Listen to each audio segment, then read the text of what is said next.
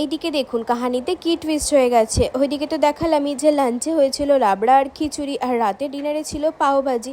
আর আমি যেহেতু লাঞ্চ বাইরে করেছিলাম তো তাই জন্য লাঞ্চটা আমার খাওয়া হয়নি। তো এখানে আমি রাতের বেলাতে কী খাবো সেটাই বুঝে পাচ্ছিলাম না, পাওভাজি না খিচুড়ি, দুটোই কিন্তু ভীষণ লোভনীয়। আর আমি কোনটা ছেড়ে কোনটা খাবো বুঝতেই পারছিলাম না। আর ভাই পাশে খেতে বসেছিল, কিন্তু ও ঠিক বুঝতে পেরেছে যে ওকে আমি ভিডিওতে নেব, তো আগেভাগেই কেটে পড়েছে।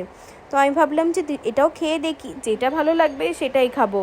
তো ভাজির মধ্যে বেশ একটু লেবু চিপে নিয়ে এই পেঁয়াজ দিয়ে খেতে না দারুণ লাগে। তো আমি অনেক দিন পর খাচ্ছি, আর সত্যি বলতে এতদিন পরে না পাওভাজি খেয়ে মনটা আমার ভরে গেল। আজকে না আমি এটাই খাবো, আজকে আর খিচুড়িটা খেলাম না, ওটা আমি ডাব্বায় করে রেখে দেবো, কাল দুপুরবেলা বরঞ্চ খেয়ে নেবো। কারণ সামনে যদি এরকম বাটারে মাখানো পাওভাজি থাকে তাহলে কি আর অন্য কিছুর দিকে মন যায় বলুন তো। আর আপনারা তো সবাই জানেন যে এখানে মুম্বাইয়ের খুব ফেমাস একটা খাবার হচ্ছে যে এই পাওভাজি, আর এখানের মতো পাওভাজির স্বাদ আর কোথাও পাওয়াও যায় না। আমার মতো তোমাদের কার কার পাওভাজি খেতে ভালো লাগে আমাকে কিন্তু অবশ্যই জানিও।